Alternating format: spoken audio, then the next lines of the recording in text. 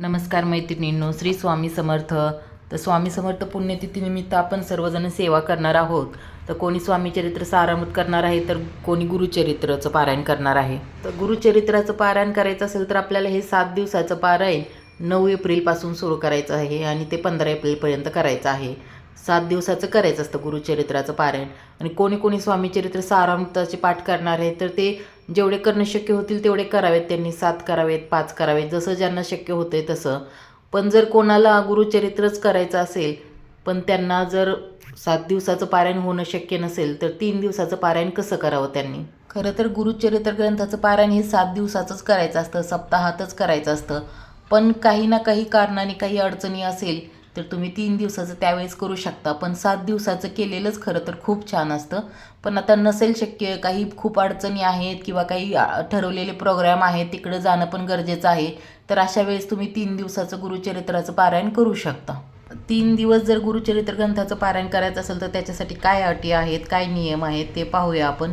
कारण स्वामी चरित्र सारांचं पारायण करायचं असेल तर त्याला जास्त अटी नाही आहे, नियम नाही आहे.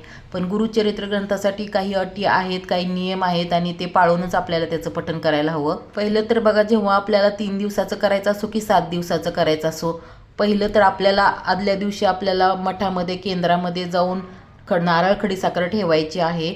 आणि दुसरी गोष्ट म्हणजे गाईला आणि 4 कुत्र्यांना गव्हाच्या पिठाच्या चाणक्या करून तो घास द्यायचा आहे आपल्याला आदल्या दिवशी. मग आपण दुसऱ्या दिवशीपासून पारायण सुरू करणार असतो, पण आदल्या दिवशीच आपल्याला या गोष्टी करायच्या आहेत. मग ते 3 दिवसाचं पारायण केलेलं तरी पण आपल्याला करायचीच आहे, 7 दिवसाचं केलं तरी करायचंच असतं. आणि 3 दिवसाचं जरी आपण गुरुचरित्र ग्रंथाचं पारायण केलं तर आपण घरी करणार असेल तर आपल्याला मांडणी करायची आहे.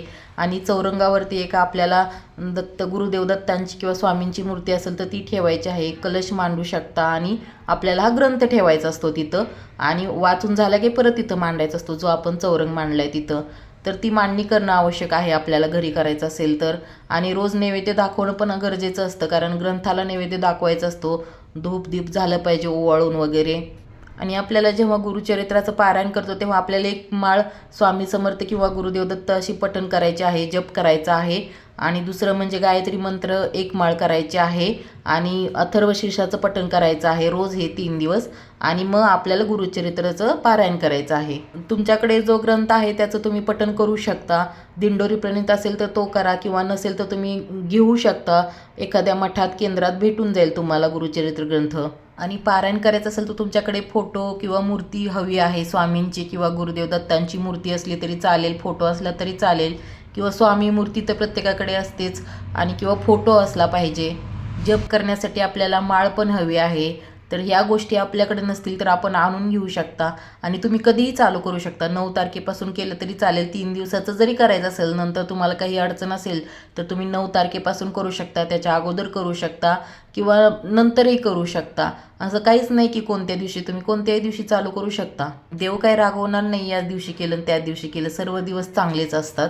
तुम्हाला जर असं वाटलं की 3 दिवसाचं करायचं आहे, मग माझा संकल्प पूर्ण होईल का, मी ह्या कारणासाठी जर संकल्प केला असेल तर पूर्ण होईल का, तर हो, 3 दिवसाचं जरी गुरुचरित्राचं पारायण केलं तर त्यात सुद्धा खूप लोकांना अनुभव आलेला आहे. आणि गुरुचरित्राचं पारायण केल्यावरती अनुभव येतोच, त्यामुळे मनापासून भक्ती केलेली कधी पण पूर्ण होतेच. तर 7 दिवसाचं करू शकता. मठामध्ये, केंद्रामध्ये चालू असतं पारायण सप्ताह, तिथं जाऊन करू शकता. तिथं केलेलं खूप अधिक पटीने त्याचं पुण्य लाभतं. पण नसेल शक्य, काही घरगुती अडचणी असतात, बाहेर जाणं शक्य होत नाही, तर तुम्ही 3 दिवसाचं पण करू शकता. अशा वेळेस काही हरकत नाही. गुरुचरित्र ग्रंथाचं पारायण करायचं असेल तर आपल्याला काही गोष्टीचं पालन करणं महत्त्वाचं असतं, तर ते सांगणारच आहे. पण आपल्याला जेव्हा आपण गुरुचरित्राचं पारायण करायला बसणार आहोत तेव्हा पहिल्यांदा आपल्याला स्वामी स्तवन पठण करायचं असतं. आणि झाल्यानंतर आपल्याला विष्णू सहस्त्रनाम पठण करायचं असतं. तर याचे नियम काय आहेत? आपल्याला पारायण आपण 7 दिवसाचं केलं आणि 3 दिवसाचं केलं तर नियम पाळणं आपल्याला गरजेचं आहे गुरुचरित्र ग्रंथाचं पारायण करत असताना. तर आपल्याला बाहेरचं अन्न खायचं नाही, म्हणजे पर अन्न ग्रहण करायचं नसतं. दुसऱ्याच्या घरचं खायचं नसतं. म्हणजे आपण विकत आणून खाऊ शकतो, तिथं आपण पैसे दिलेले असतात, पण इतर घरचं खायचं नसतं पारायण सुरू असताना. त्याचबरोबर मांसाहार वर्ज्य असतो. कांदा लसूण आपल्याला खायचा नसतो जेवणामध्ये. आणि एकच प्रकारचं अन्न आपल्याला 7 दिवस किंवा 3 दिवस जेव्हा आपण करतो तेव्हा एकच प्रकार, म्हणजे चपाती तर चपाती, भाकरी तर भाकरी, असा नियम ठेवायचा असतो. आणि आपल्याला पारायण काळामध्ये गादीवरती झोपायचं नसतं, खाली चटई किंवा गोधडी असं हंतरून खाली झोपू शकता, पण गादीवरती झोपायचं नसतं. पारायणाची आपली वेळ एक असावी, म्हणजे पहिल्या दिवशी ज्या वेळेस केले त्यावेळेसच दुसऱ्या दिवशी पण करायचं आहे आपल्याला, आणि तिसऱ्या दिवशी पण, किंवा 7 दिवसाचं केलं तरी तसंच करायचं असतं. एका वेळेसच करण्याला महत्त्व असतं. आणि आपण पारायण सकाळी पहाटे 4 वाजल्यापासून संध्याकाळी म्हणजे दुपारी 3-4 आपण करू शकता. फक्त 12 ते 12:30 ह्या वेळेत पारायण करायचं नसतं. ती वेळ म्हणजे दत्त महाराजांची भिक्षेची वेळ असते.